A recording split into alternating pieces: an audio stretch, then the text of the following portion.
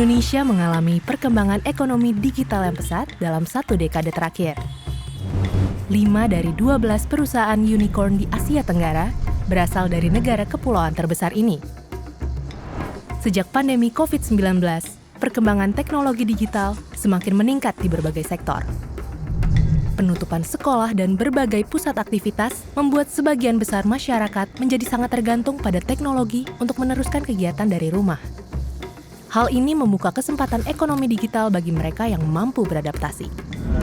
Jika perkembangan ini bisa terjadi secara inklusif, maka akan ada dampak yang lebih baik bagi kesejahteraan ekonomi di Indonesia. Namun, dalam setiap perubahan, selalu ada tantangan. Mari kita dengar pengalaman mereka yang sudah fasih menggunakan teknologi digital dan dapat mengatasi perubahan sejak pandemi. Oke, nama saya Ferdi. Saya seorang guru fisika di sebuah SMA swasta di Tangerang. Saya punya seorang istri, ya, Tirsa, dan 1 anak. Ya. Istri saya ibu rumah tangga dan sedang merintis usaha online kecil-kecilan di bidang kuliner. Semuanya berubah ya. Kalau dulu kan kita mengajar di depan kelas, ya, kita pakai papan tulis. Anak-anak dilarang menggunakan HP. Ya, kalau sekarang justru didorong untuk menggunakan HP, menggunakan laptop dan sebagainya.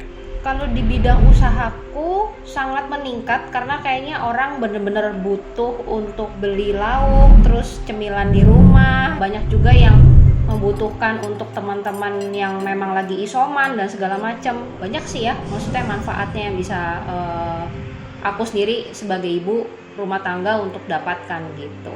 Di awal-awal ya kendala tentang jaringan. Ya, jadi internet rumah kami kalau nonton streaming gitu ya masih kuat lah ya, tetapi sekarang kan tiba-tiba dipakai ya untuk pertemuan online karena saya mengajar, anak saya juga belajar di rumah begitu. Waktu kami berdua online gitu ada lonjakan bandwidth yang kepakai. Jadi kadang-kadang wifi kami nggak kuat gitu ya, langsung down gitu. Kalau saya sendiri kan memang online itu lebih kepada untuk pesan ekspedisi, untuk nganterin barang-barang. Lalu ya itu sih sistem cash on delivery ini atau yang kita sering sebut dengan COD itu memang nggak menjamin 100% keamanan dan kepercayaan. Saya punya prinsip, hari gini pakai COD gitu ya. Maksudnya sebagai penjual pun punya hak untuk tidak percaya gitu kepada pembeli-pembeli yang tidak saya kenal gitu kan. Beberapa daerah di sini itu jaringan selulernya kurang baik. Jadi ada beberapa tempat yang misalnya provider ini yang baik, provider yang lain jelek, tidak merata memang ya. Jadi tergantung daerahnya.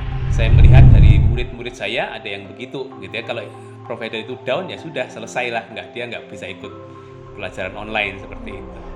Faktor-faktor pendukung e-commerce seperti kualitas internet, kepercayaan akan pembayaran digital, dan logistik harus ditingkatkan jika kita ingin ekonomi digital di Indonesia berkembang ke arah yang lebih baik. Tapi tunggu sebentar. Coba kita lihat dari kacamata yang lebih besar. Nyatanya, belum semua orang menerima dampak baik kemajuan teknologi ini.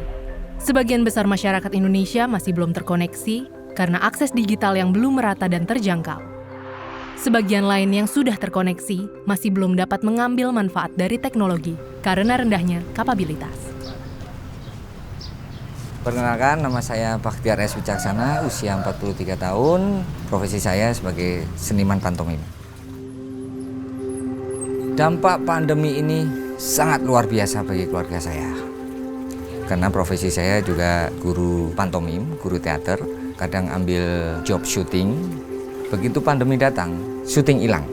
Ngajar otomatis libur, pertunjukan hampir nggak ada. Ibaratnya ya, hari ini mau makan apa ya? Nah, dampaknya lagi kena ke anak-anak. Jadi belajar di rumah online, harus beli kuota, harus apa, bingung saya. Kendalanya juga banyak banget, karena saya punya 1 handphone. Anak-anak belajar online pakai handphone. Nah, kalau handphone itu buat saya nyari duit, terus anak-anak terpaksa nggak bisa ikut online kan. Sinyalnya di sini juga, aduh.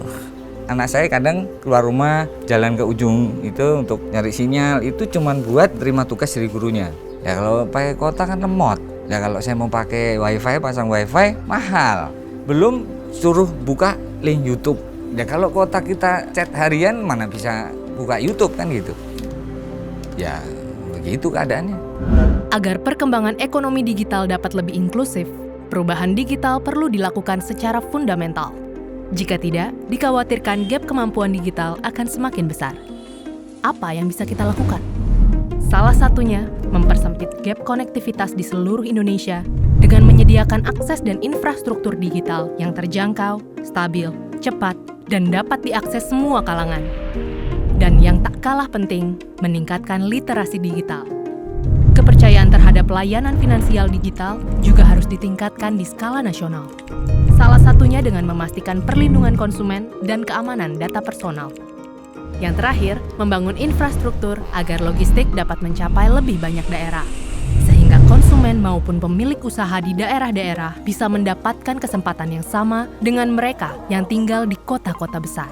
Sepertinya kan belum ada perlindungan data pengguna jaringan digital gitu ya. Jadi perlu kemudian dibuat supaya kami pengguna internet itu bisa terlindungi, supaya kita semua bisa lebih nyaman gitu ya saat kita menggunakan internet.